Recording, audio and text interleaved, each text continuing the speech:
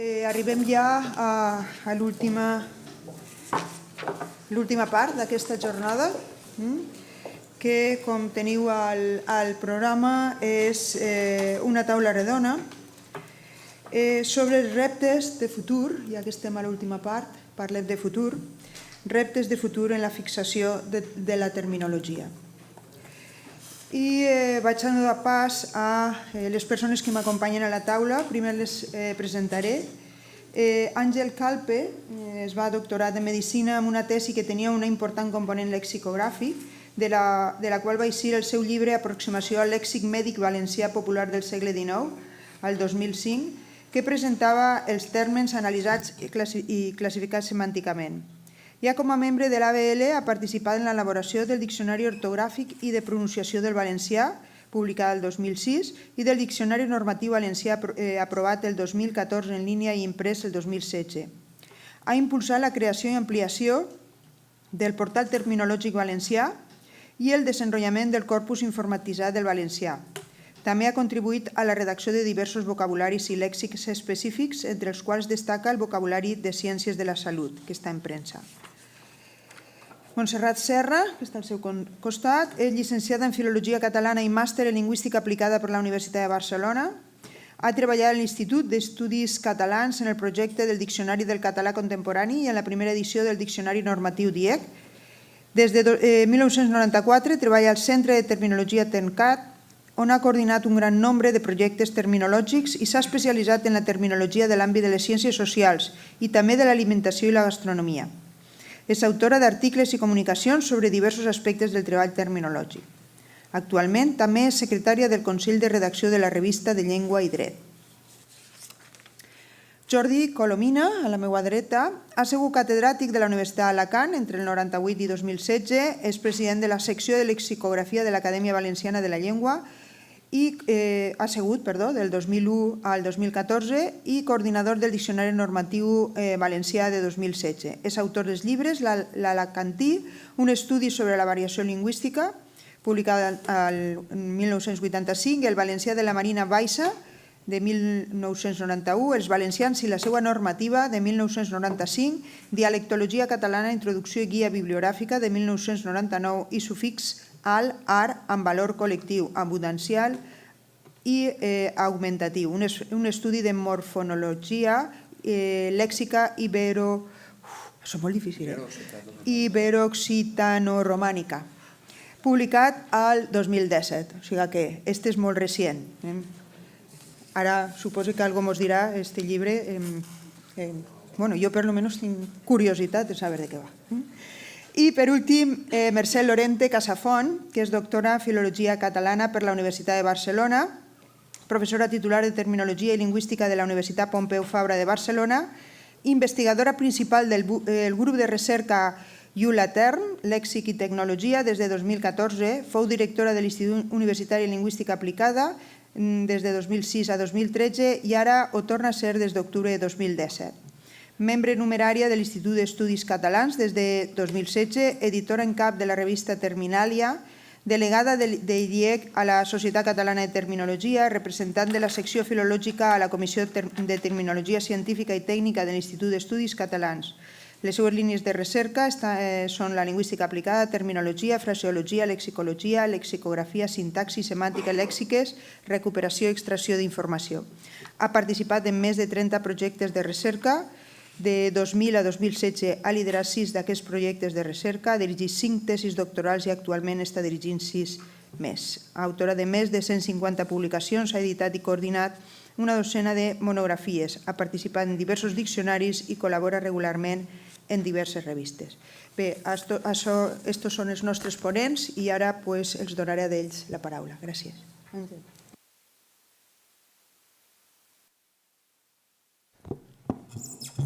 Gràcies, Imma. Bé, gràcies als presents que esteu aguantant una jornada intensa i llarga.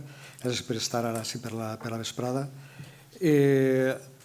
I també, sobretot, perquè ja s'han dit moltes coses interessants i jo en algunes vaig a reiterar algunes idees que s'han expressat este matí. Com sabeu, la taula tracta de la fixació de la terminologia, que no deixa de ser, seria el procés per el qual una entitat capacitada per a fer-ho determina quin terme cal usar preferentment. No deixa de ser una xicoteta contradicció amb la realitat perquè, com sabem, la terminologia està en una evolució constant. Primer, pel tema de l'obsolescència terminològica. En molts casos tecnològica, com este matí estava parlant de les impressores o de les targetes perforades, però també teòrica, per l'evolució conceptual de determinades qüestions. Per exemple, la paraula histèria comença significant una cosa i conforme va passant el temps va evolucionant a significar una cosa diferent, fins al punt que actualment s'ha duplicat i té un ús tècnic, científic-mèdic, referit a una variant de la neurosi, mentre que per altre costat també tenim el sentit col·loquial o de la llengua general que s'està utilitzant per als atacs de ràbia incontrolada, etc. Per altra banda, tenim, estem veient en l'actualitat, un autèntic esclat de neologismes, perquè, com també s'ha comentat aquest matí, no es tracta únicament de centrar-nos en els llenguatges d'especialitat, hem de tindre en compte també que la societat en general, per qüestions de la globalització i per la medicització de les noves tecnologies, acaba incorporant d'una manera espontània moltes vegades conceptes que no existien i va nomenant-los normalment a través de l'anglès. El crowdfunding és un cas molt típic. El WhatsApp, actualment ja no enviem missatges, enviem WhatsApps, i això no deixa de ser una novetat, que a saber quan dura, perquè igual d'ací 5 anys tenim una nova aplicació que ens fa canviar també la manera de dir-ho. Tenim, per exemple, el sexting, que és una versió, diguem, de xantatge entre exparelles que s'envien les fotografies per a intentar fer xantatge, que ha donat lloc a un altre neologisme que seria la sextorsió, que és utilitzar això per a extorsionar. És a dir, la creativitat de la gent no té límits i això ens planteja un repte a les persones que ens encarreguem no únicament de la terminologia, sinó també de la producció de neologismes. Naturalment, que parlem de dinàmica, d'un camp que està en permanent evolució, no vol dir que no se produïsca una fixació. De fet, la primera cosa que cal fer és detectar que s'ha produït l'aparició o bé la necessitat de crear un terme nou o bé l'aparició d'un neologisme que està circulant en la societat. Això posteriorment donaria pas, una volta està detectat i més o menys se fa una primera adaptació mínima o no, o se fa ja una proposta més avançada, entraria a qualsevol dels repertoris que tenen accés els usuaris o els professionals, com podria ser el Porterval o els distints recursos que té el Termcat. Posteriorment, en el cas de la nostra llengua, hi hauria una aprovació per part de les entitats normatives, de fora de l'acadèmia, de fora de l'institut, i posteriorment hi hauria una revisió en funció de la implantació. I això és probablement la major novetat en el canvi de paradigma que estava comentant aquest matí la professora Cabré. Per exemple, després tornaré a comentar, hackejar, furonejar. Són dues propostes que hi ha respecte al mateix fenomen, que seria escorcollar el contingut d'un ordinador o d'un sistema informàtic. Un és una adaptació més nostrada, l'altra és més una adaptació directa pràcticament de l'anglès, i valorem que, vull dir, per una banda, donem les dues alternatives per a que els usuaris puguen decantar-se, però també donem una preferència o donem una orientació per a que la gent pugui utilitzar un altre. Però en funció de l'evolució, al final pot ser que una cosa que se recomana se canvie la preferència o directament se descarte l'alternativa que s'ha posat en circulació. Aquest últim punt, el de l'avaluació de la implantació, s'explica pel canvi que comentava de paradigma, que estava comentant aquest matí. Un concepte de la terminologia com a instrument dels experts per a fixar les equivalències entre llengües, de qüestions molt concretes, d'àmbit molt científic i molt tècnic, passar a una visió més ampla en la qual la terminologia és un instrument per eixamplar l'ús social de la llengua. En aquest sentit, hi ha una interpretació sociolingüística de la terminologia que és sensible a l'opinió dels usuaris. Això, per exemple, Jordi Jové ha presentat aquest matí la possibilitat que els usuaris se pronuncien sobre quina és la forma preferent de les que el Tercat està avaluant, que és una qüestió que és molt interessant. És una manera també diferent de les entitats en responsabilitat terminològica o normativa de comptar amb els usuaris. Partint, per exemple, de l'aproximació que fa Xavier Rull en el 2008 sobre els estrangerismes en català, tenim, per una banda, la dimensió social, és a dir, què causa la necessitat bé d'incorporar un terme o bé de trobar-nos-el ja com a neologisme. Després estaria la qüestió estrictament lingüística, a la qual no entraré, perquè ja hi ha uns criteris d'adaptació prou elaborats, perquè hi ha una tradició ja de molts anys d'adaptació. I, posteriorment, seria la resposta i les reaccions dels parlants, dels usuaris, a les propostes de naturalització, que és la dimensió social també de les alternatives, perquè també depèn de la dinàmica, de la vitalitat que tinguen les alternatives que hi ha a les propostes que se fan des de les entitats de normalització. Això ens aboca a una visió flexible de la tasca terminològica. Per exemple, podem comentar el cas de l'enllaç o enllaçar en internet, que és les expressions que finalment s'han fet més viables i les que s'utilitzen normalment, però hem de recordar que varen conviure també, i encara de fet se poden utilitzar sense tampoc que siguin incorrectes, vincle i vinclar o lligam i lligar. Al final els usuaris s'han preferit, s'han decantat per enllaçar. També podria haver evolucionat la forma en l'anglicisme cru, link o linkar, però això finalment no ha triomfat. Bé, ens quedem en un mot que és patrimonial nostre, com és enllaç i enllaçar, i no hi ha cap problema. Però acceptem que durant un temps hi ha una convivència de distintes alternatives. Com he dit adés, l'adaptació dels préstecs afecta no únicament a l'èxit d'especialitat, sinó també al general. El d'especialitat és molt més fàcil de controlar, perquè també els especialistes solen estar més pendents a les innovacions del seu camp i, per tant, són, entre cometes, més fàcils d'influir. Però, en el cas de l'èxit general, és més complicat. Per una banda, tindríem que fer una observació terminològica o neològica, per a ser més precisos, una detecció primerenca de les necessitats, també s'ha comentat aquest matí. És a dir, es tractaria d'intentar avançar-nos, detectar en fases tempranes, en fases primerenques, l'aparició d'un neologisme per a, en cas que siga una forma no naturalitzada per a la nostra llengua, fer una proposta que els usuaris tinguin accés a aquesta proposta per a tratar de vehicular-la. Això, per exemple, ens aboca als alguns doblers. L'acadèmia, per exemple, estigué discutint durant un temps si era preferible tuit o piulada. Finalment, en el diccionari normatiu va donar tuit com a preferent, atès que tenia moltíssima més extensió social, sense detriment que n'hi hagi fins i tot acadèmies que utilitzen normalment piulada. I bé, si al final els usuaris es decanten per aquesta forma més naturalitzada, al final serà la que serà viable. Com podem fer l'observació dels neologismes? Afortunadament, actualment, també les noves tecnologies se'n donen moltes ferramentes per a poder fer-ho. Tenim el seguiment dels blogs i de les xarxes socials, tenim l'aprofitament de les dades massives per estimar fins i tot freqüències d'ús de determinades solucions i això ens permet combinar la terminologia descriptiva a la terminologia prescriptiva, que en ocasions se veuen com a qüestions incompatibles, però en realitat la primera precedeix a la segona. Primer se descriu i en funció d'això es fa la prescripció.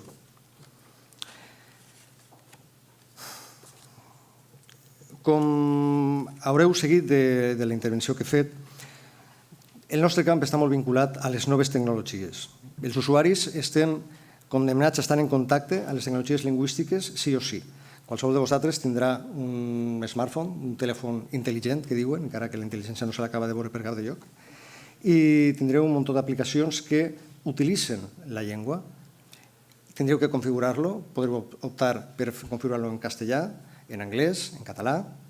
La variant valenciana no està replegada, normalment ni en Android ni en iOS, però diguem que feu opcions cada vegada que teniu que utilitzar. I això es nota, és a dir, les tecnologies estan fent classes, estan fent una nova classificació de les llengües en funció del grau d'accés a la tecnificació. La que seria de primer nivell seria l'anglès, evidentment, que té recursos per a tot. Un exemple seria, no sé si coneixeu una aplicació que es diu Grammarly, que s'incorpora s'incorpora als navegadors i conforme vas escrivint te va dient ja no qüestions d'errors ortogràfics, te diu la sintaxi, te dona sinònims per a poder millorar l'estil del llenguatge. És a dir, estem parlant ja de tindre un tutor al costat per a poder escriure en anglès correctament. En un segon escaló estaria el castellà, que per exemple un dels programes més usuals que són la suite Office permet fer dictats de veu, és a dir, agafes el micròfon, comences a parlar i si parles en castellà el programa te transcriu en un grau prou acceptable d'encert. Ja sé que em mires al cel, però en fi, en castellà si pronuncies bé, més o menys ho fa. Però, per exemple, aquesta opció en la suite Office no està per al català. El català no se permet, no té encara desenvolupat la possibilitat de dictar. Google sí que la té, però la té només per a la varietat oriental. De manera que si utilitzem Google Keep, que és un programeta de notes, i fem la prova, sí que ens transcriurà si pronunciem, pronunciem no, perquè hem de dir també la morfologia oriental, si no te la canvia. I el valencià estaria, diguem, com a modalitat, l'última en l'últim grau, perquè sí que és de veres que a partir de 2013, perdó, de la versió Office 2013, ja és possible triar el valencià, ja és possible fer una correcció de text sense que te canvie meua o sense que te doni incorrecte per utilitzar els demostratius simples, però fins a aquest moment, paraules que són completament habituals en l'estàndard valencià les dona com a incorrectes si tenies un text ple de subratllats en roig.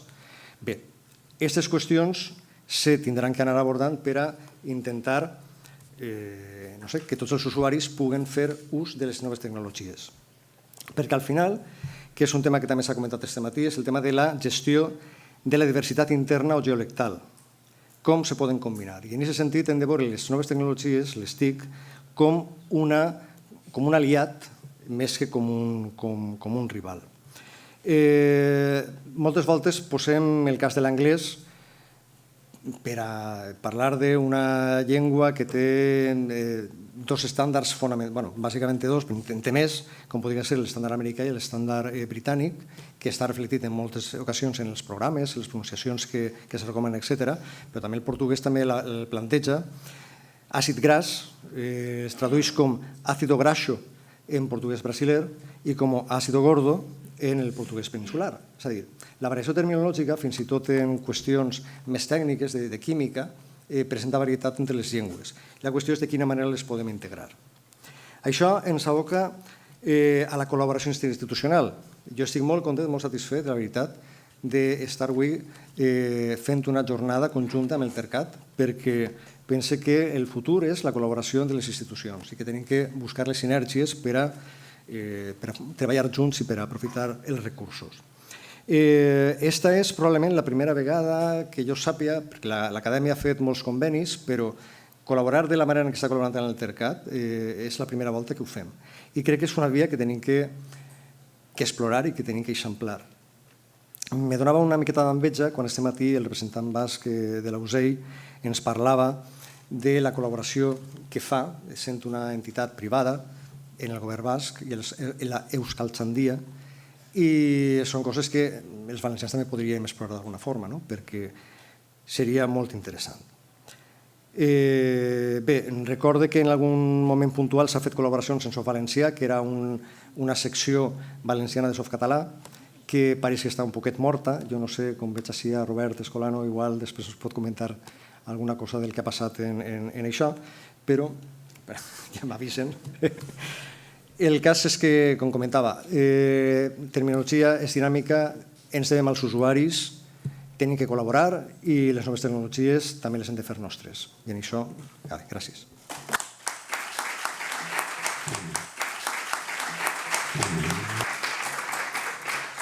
Bé, ara ens parlarà Montse, per favor. Gràcies. Bé, a mi, malgrat el títol de la taula rodona, em van dir que havia de parlar de fer propostes de col·laboració entre centres que treballen en terminologia i això és el que he venido a hablar de mi libro. O sigui que explicaré una mica això i després, si hi ha discussió, doncs ja parlarem del que convingui. Per fer-ho així breu, perquè és molt tard, jo volia mirar-ho des de les dues línies de treball que jo veig que s'estan marcant actualment al Termcat, que són diferents de les clàssiques producció de diccionaris, normalització, assessorament, que és el que sempre expliquem quan ens expliquem, sinó que són dues maneres de treballar que venen de factors com ara la possibilitat de planificar amb temps o no, el tipus de destinataris de la terminologia, si la recerca és sistemàtica o no, l'àmbit temàtic concret. Tots aquests factors jo crec que ens divideixen el treball en dos tipus i tots dos s'han de fer amb el mateix rigor i la mateixa exigència de qualitat. D'una banda tenim el treball de fons, el treball terminològic sistemàtic, i de l'altra el treball d'urgència, el que ha de respondre a les necessitats de l'actualitat o d'un moment donat. El primer, el treball terminològic sistemàtic, que és el clàssic treball de agafo la xarxa, la tiro al mar, pesco el que pesqui. És un treball que és el que fa el Termcat des de fa 30 anys i el que fan tots els centres que treballen amb terminologia, les universitats, col·legis professionals, totes les persones experts o grups d'experts que s'han decidit a fer diccionaris.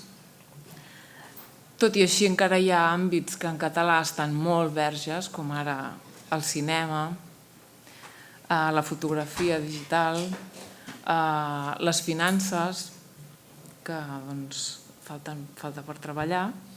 En aquest tipus de treballs nosaltres, quan els plantegem, nosaltres i tothom, pensem en el destinatari que ha de tenir i sempre amb la idea de fer una cosa al màxim que agradi el màxim de nombre de persones possible, doncs tenim des de l'estudiant de la matèria fins al superexpert en la matèria,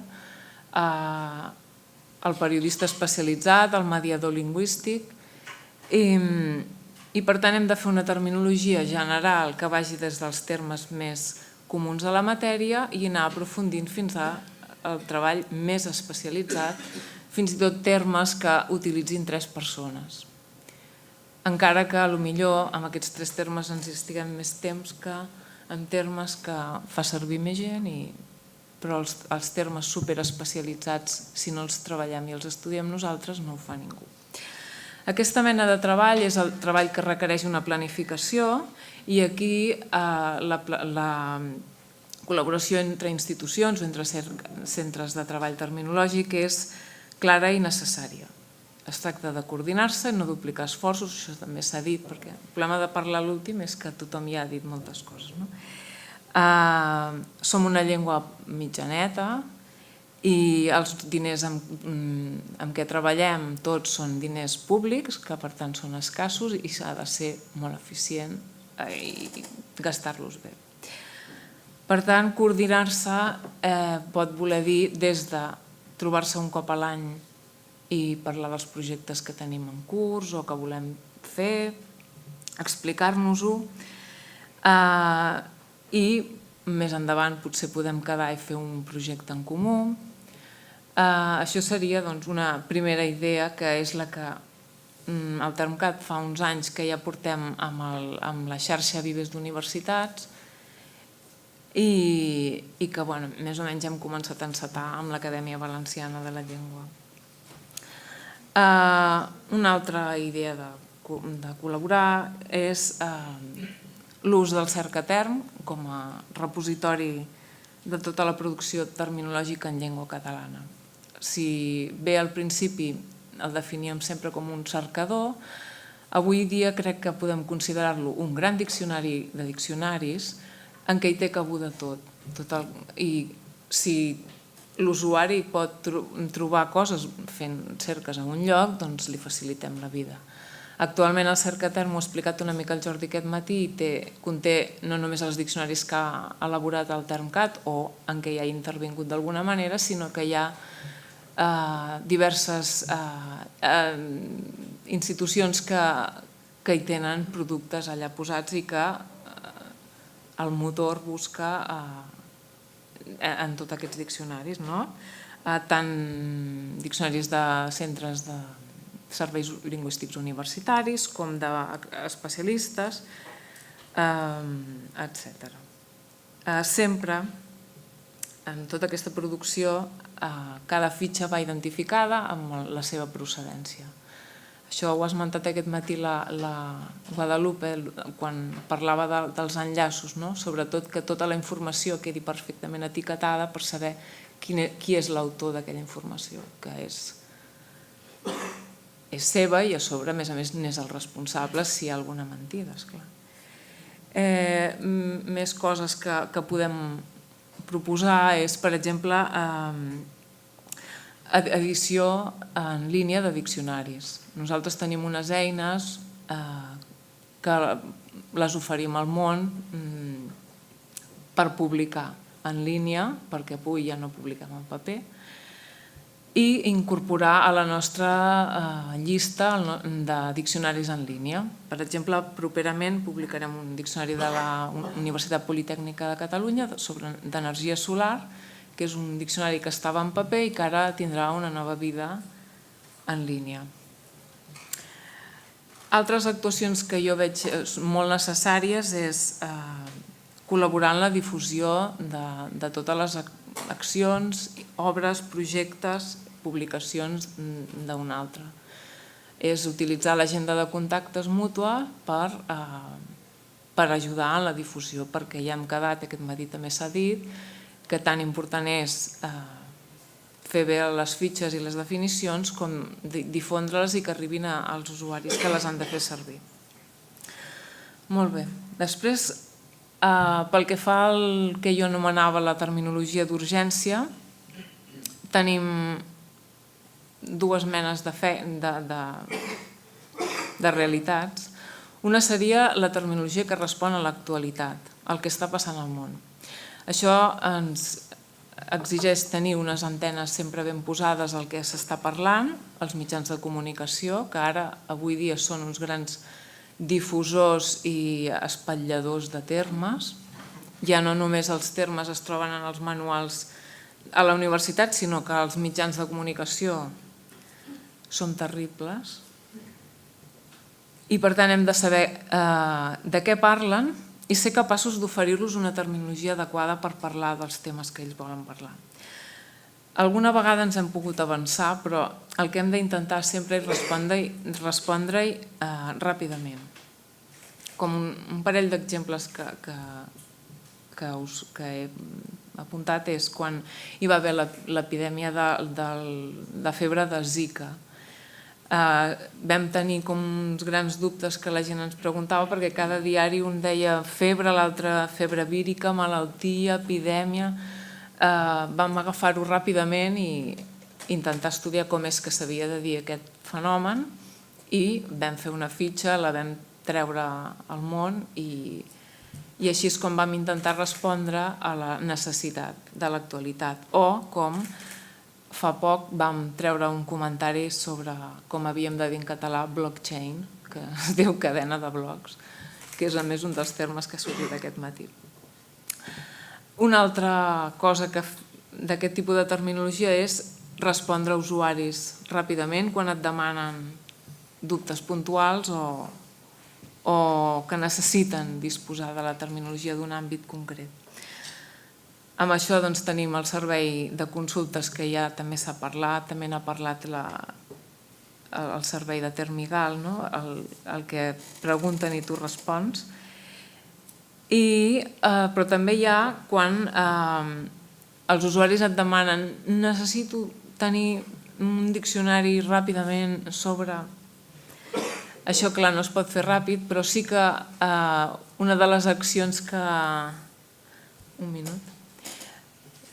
que mirem de fer és no fer un diccionari, però sí intentar fer petits reculls de termes sobre àmbits molt concrets i petits que siguin d'actualitat i molt demanats pels usuaris, o a partir de 3 o 4 consultes muntar un petit producte de 15 o 20 termes, ni que sigui, que pugui ser la matriu d'alguna cosa més gran, però que, o sigui, sempre intentant estar al cas del que passa al món i perquè els termes, els manlleus no arrelin i surtin abans no s'hagin fet seus al lloc formes catalanes adequades.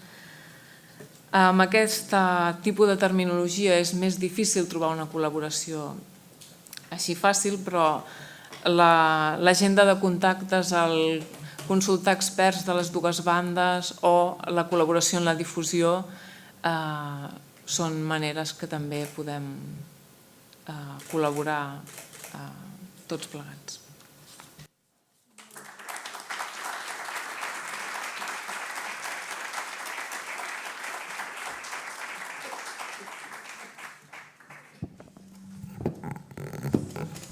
Bé, ara ens parlarà Jordi Colomina. Hola, bon dia. Quan fa un mes o així em van comunicar que havia de participar o que si volia participar en aquesta taula redona, em vaig quedar, així vaig dir, no, tu no vas. Però de seguida em vaig recordar que li havia dit al president de la institució, que està darrere, que estic al servici de la institució, de l'ABL.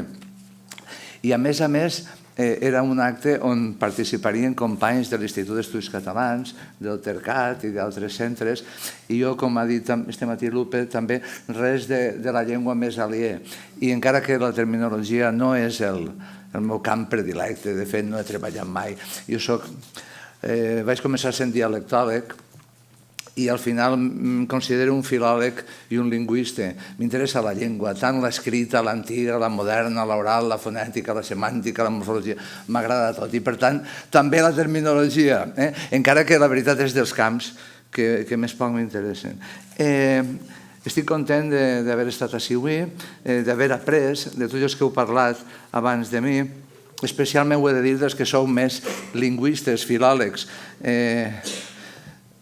Teresa Cabré, m'ha agradat moltíssim el Marc, el meu president de la secció, Artur Auir, ens ha fet una descripció molt bona de com treballem en l'ABL. Jordi Bover ens ha mostrat i ens ha fet una gran enveja de veure quina quantitat de feina que han fet aquests diccionaris tan magnífics. Lupe ens ha fet un panorama molt interessant també de la terminologia. En 10 minuts, què voleu que vos diga? Jo el que dedicaria els 10 minuts a fer-me unes preguntes. Jo faria preguntes ara als que heu parlat abans i els que esteu del públic crec que també voldríeu. Però direu, aquest home ha vingut així a fer un numeret i no s'ha preparat res. Sí, m'ho havia preparat, però crec que l'hora que és, i també, però vos ho dic ràpidament, la idea que jo tenia que haguera desenrotllat s'haguera tingut 15 o 20 minuts. Però jo... Bé,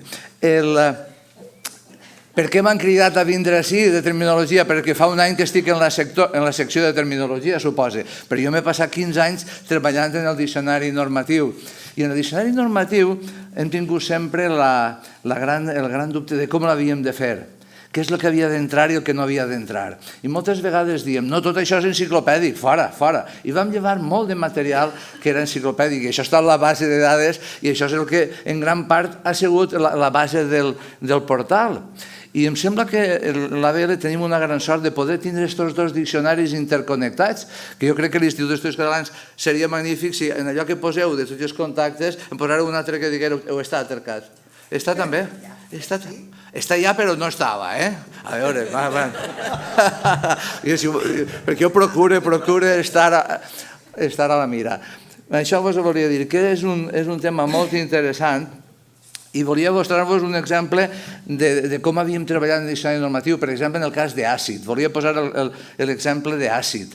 Àcid, en el diccionari Fabra, no hi havia cap d'àcid. Només citava, en el 32, citava 2 àcids, àcid sulfúric, àcid no... En el diccionari Alcover també dona 2 àcids. En el diccionari de l'Institut d'Estudis Catalans hi ha 143 àcids.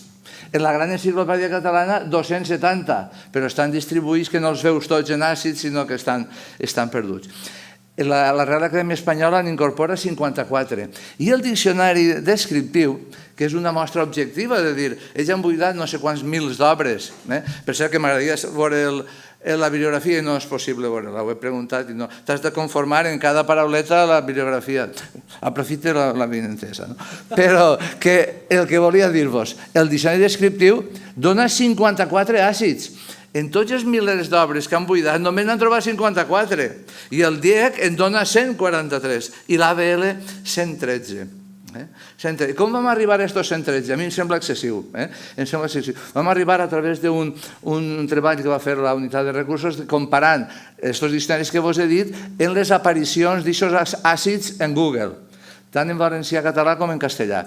I vam marcar els àcids que teníem més de 50.000 aparicions i això els agafàvem.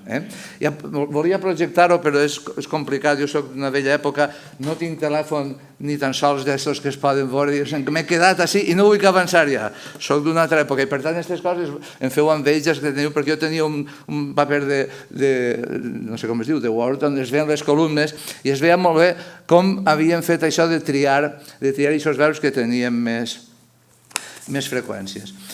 I ja podia ser un sistema, però jo actualment ja penso, si ho haguérem pogut fer des del principi el Porterval i el DNB, en el DNB no hi hauria hagut cap àcid, per al meu gust. Pot ser l'àcid sulfúric i algun àcid d'aquestos que dius, això es gasta molt, però àcid cròmic, àcid tolucelític, dius, això és propi d'una obra, un diccionari general? Jo trobo que no. Bé, a veure que si encara m'enrotllaré més del que tocava. El que volia dir-vos també que una de les feines que estic fent últimament en l'ABL, perquè sou membre de la sessió d'assessorament, és intentar repartir els materials, que cada mes tractem en assessorament lingüístic. N'hi ha moltes paraules que dic, això ha d'estar en el diccionari. I aleshores faig les propostes, passem a la sessió de lexicografia, en lexicografia es tracta i algunes se n'aprova. I us volia comentar algunes que hem aprovat en els últims mesos. La que ha dit Àngel Calpe va fer poc, amb el Harker vam acceptar furoner, però encara no ha passat perquè encara no ho hem aprovat. Si busqueu, furoner encara no està. Però sí que podeu trobar, per exemple, basmati, l'arròs, jo menjo, és una cosa que ha d'estar. Bràquet, en sentit de, em sembla que és dermatologia de les dents, odontologia, això. Calfament global, l'hem introduït, canvi climàtic, os panda, que no el teníem, és una cosa, dius, com no el teníem, llibre electrònic, salt arrere per flashback, centre històric, centre social, trastorn bipolar, dius, home, això són coses que han d'estar en el portal terminològic. Què és el que ha d'estar en un diccionari general? Les coses de les quals parlem tot el món i se diuen que té un trastorn bipolar, no has d'anar a un portal terminològic per a saber-ho. Igual per al canvi climàtic o el calfament global, tren d'alta velocitat, blogosfera, camp de mines, en fi. Podríem combinar full de ruta en els dos sentits, en el polític i en el sentit d'un treball que es fa. Bé, no vull allargar-me perquè he dit que volia dedicar al debat i estic enrotllant-me. Moltes gràcies.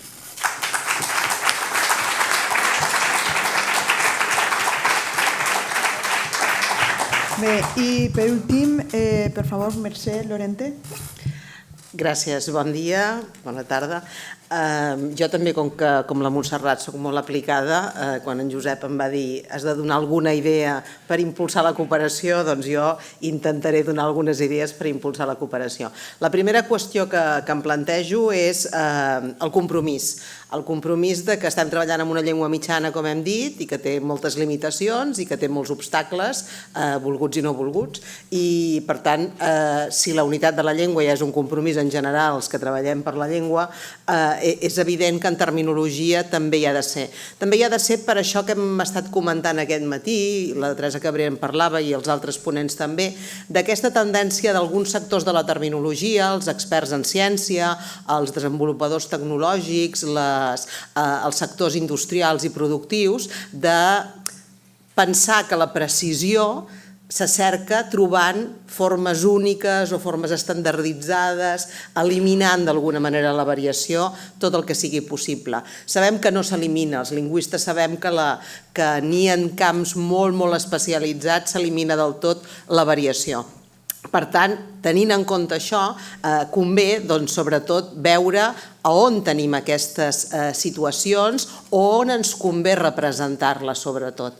Jo crec que la terminologia, en aquest sentit, aquest matí s'ha dit també, és a dir, segur que tenim terminologia amb variació geolactal, també en tenim amb variació funcional, però jo no tinc tan clar que estigui generalitzada. És a dir, que en els àmbits científics, precisament per aquestes característiques que comentava, o en els àmbits tecnològics, segurament això és molt reduït o molt anecdòtic. On hem vist aquest matí, amb els exemples que ens donava l'Artur, sobretot, hi havia sobretot aquests temes que són realment, que provenen de la llengua històrica, i aquí sí que trobem alimentació, construcció, tot allò que ens ve de la llengua històrica, que és on podem tenir més variació. I aleshores crec que convé, un dels primers treballs segurament de cooperació seria identificar aquests espais, identificar aquests temes on tenim aquesta variació que cal preservar sobretot, que en cap moment la voldrem eliminar. No tant per diferenciar, sinó per sumar, és a dir, perquè tot és la variació pròpia de la llengua que hem de preservar. A banda d'aquesta distinció entre aquests dos grans sectors de la terminologia, alguns terminòlegs, com aquest matí deia la Teresa, no s'identifiquen amb aquesta terminologia més propera a la llengua històrica o a les llengües històriques, bàsicament perquè no fan terminologia per a l'ús de les llengües. Aquesta és la qüestió. I per tant es poden situar en terrenys més científico-tècnics i amb aquesta tendència a la internacionalització i a aïllar-se d'alguna manera d'aquest element natural que és la variació. Però també la variació ha augmentat, i això ha augmentat també l'abast que tenim de la terminologia actual, i avui en algunes intervencions també s'ha comentat, dels tipus de productes tenint en compte els perfils dels usuaris i també l'orientació entre els usuaris i els experts.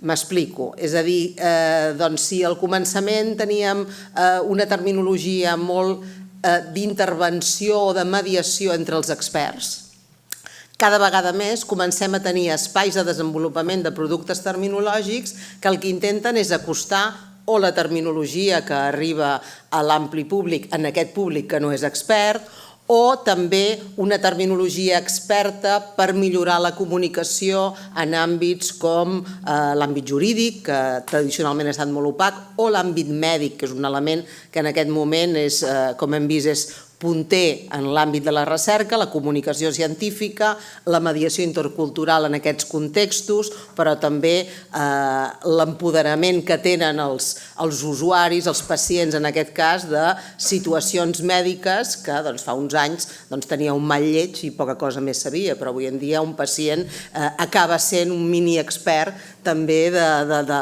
tota la terminologia que li toca. I d'alguna manera l'actitud dels pacients ha fet també que s'acostin i que tinguin necessitats. I les definicions, per exemple, no seran les mateixes per un expert que per una persona, un usuari o un pacient, en aquest cas mèdic. Per tant, és un àmbit també de la terminologia que s'ha enxamplat i que això ens dona encara més variació.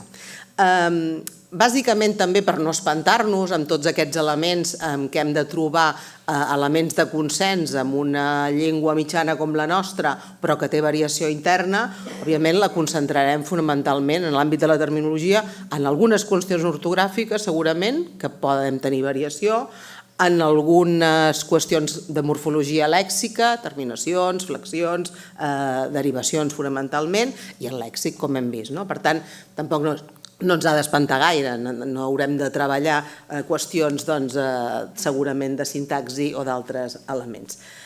Per tant, vist que el compromís el tenim i que en tot cas el que ens convé és veure en quins terrenys hem de consensuar coses, idees i sobretot on hem d'identificar quines terminologies o quins àmbits de les terminologies són més susceptibles d'aquesta variació dins de la unitat, jo crec que hi ha un gran terreny de cooperació que és en el debat també no només en la producció de terminologies, que és molt important i que hem vist que en 30 anys el Termcat pot fer molta terminologia i vosaltres amb el temps que porteu també molta més, sinó en com hem de tractar la variació.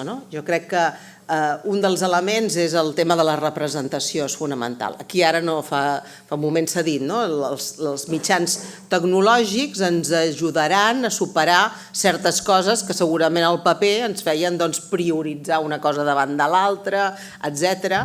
Però aquest és un element que s'ha de tractar, és a dir, si tenim recursos terminològics en què hi hagi variants, o recursos terminològics o lexicogràfics o de qualsevol tipus, que siguin generalistes i que siguin com hem de representar la variació. No pot ser una depenent de l'altra, és a dir, en tot cas són variants totes del mateix nivell i per tant això et demana també una reflexió sobre qüestions de representació. Sobre l'establiment dels estàndards, hem vist que una de les sortides de la terminologia no és estrictament els diccionaris, hem vist moltes altres aplicacions al llarg de tot el dia. Una, per exemple, són les nomenclatures, que moltes són usades estrictament, bé hem vist aquest matí les científiques o les que tenen a veure amb l'estandardització industrial sota criteris econòmics i per això els centres de normalització o les agències de normalització, però després hi ha necessitats que en alguns casos són generals, perquè hi ha mercats compartits, o en alguns casos són mercats més locals. Jo ara penso en el nomenclàtor d'espècies pesqueres que va fer el Termcat fa uns anys, allò era un encàrrec claríssim, era una demanda en aquest cas de l'administració que necessitava, davant de la variació de les denominacions de peixos, tenir uns mínims segurament no era unificat del tot, però hi havia una reducció de la variació per portar-la al mercat. Bé, evidentment, si els mercats en aquest cas són gestionats diferentment, esclar, podria tenir un nomenclàtor per Catalunya, un per les Illes Balears i un per la Comunitat Valenciana, que segur que tenen, en aquest cas, gestors administratius que gestionen un mercat, en aquest cas, que no és estrictament local, sinó que correspon als límits, en aquest cas, de les comunitats autònomes. Però, en canvi, segurament en tindrem d'altres en què no cal fer aquesta distinció, que hi ha nomenclàtors segurament de l'àmbit de les ciències o la intervenció en les ciències que es pot treballar de manera unificada. Vull dir que jo crec que hem de veure en quin terreny ens movem i quina orientació té aquell tipus de producte o aquell recurs perquè abans puguem consensuar criteris o espais de treball. Un dels altres elements és això que dèiem de l'adaptació o adopció de manlleus. És evident que els manlleus entren amb molta virulència, els usuaris els agafen amb molta alegria i molt sovint el que fan els centres de normalització, les acadèmies o els agents terminològics és intentar donar una alternativa, ja no eliminar perquè costa molt fer aquesta posició autoritària de rebutjar una cosa, sinó en tot cas veure si allò ho pots vehicular de manera que sigui un impacte menor en la llengua, però és evident que treballem sempre tard.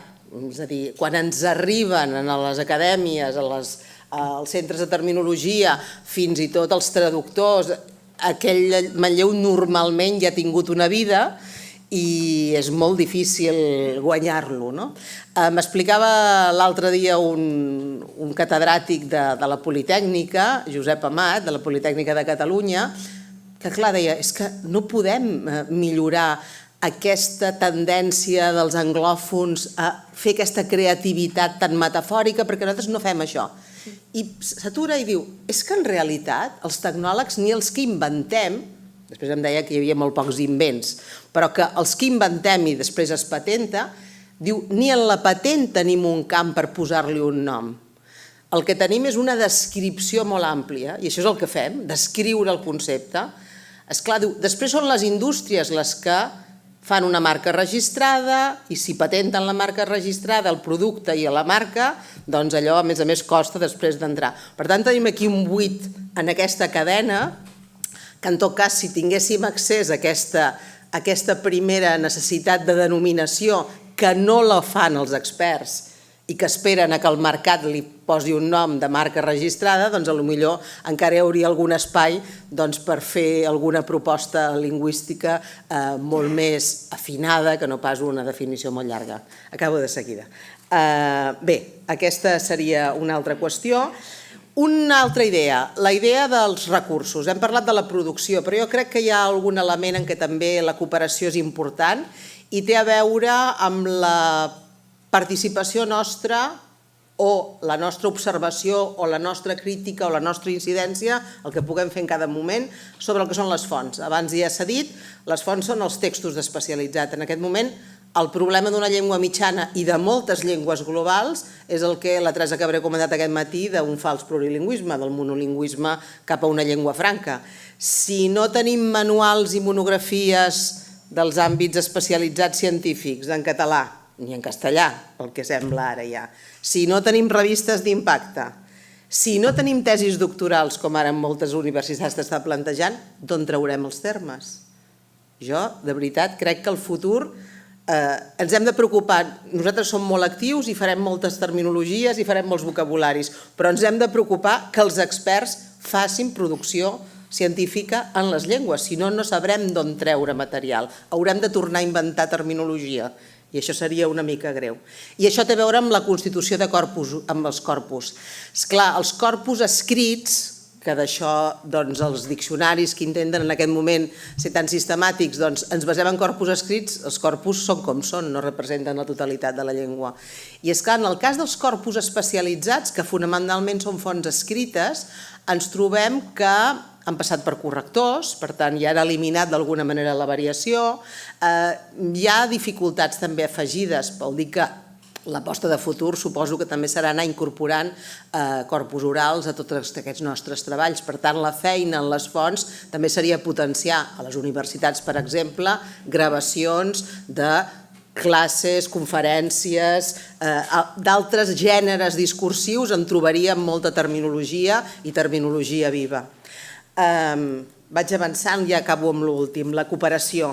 Com veieu, bàsicament no plantejo tant la cooperació en projectes concrets, sinó que també tenim molts temes per poder abordar cooperació. D'alguna manera, principis que siguin, primer, iniciatives vinculades al context real, anàlisi de necessitats. Per exemple, aquest matí s'ha parlat de com, d'alguna manera, els centres de normalització o l'acadèmia sempre tenen o bé campanyes, les d'urgència que dèiem, les campanyes institucionals o els esdeveniments, aquests són, però després n'hi ha algunes de fons. Jo sempre dono l'exemple als estudiants d'iniciatives que van quedar truncades en un moment determinat i que segurament haurem de recuperar. La Generalitat Valenciana va ser pionera en un moment determinat per fer vocabularis del sector de la formació professional. Se'n van fer uns quants i es van deixar de fer. Això fa molts anys, i aleshores un es planteja, quan sents a dir que la formació professional, tant a Catalunya com a València com a les Illes, és un dels sectors de l'ensenyament menys en llengua pròpia, que tenen menys llengua pròpia, penso, doncs aquí segurament hi ha molt de terreny a fer.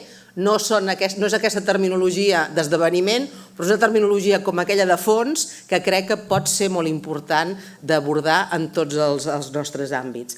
Però de vies de cooperació en tenim moltes, algunes ja s'ha dit, vinculades a projectes, algunes iniciatives. A les universitats també n'hem fet moltes d'aquestes, però ja m'acabo amb això per no entretenir tot això.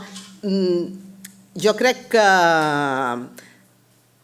que bàsicament hem de continuar treballant, com sempre hem fet, de baix cap a dalt, de dalt cap a baix tenim les polítiques que tenim, però sobretot intentant incidir en polítiques que van una mica més enllà o que desborden el que és l'estricte àmbit de la política lingüística i de la terminologia.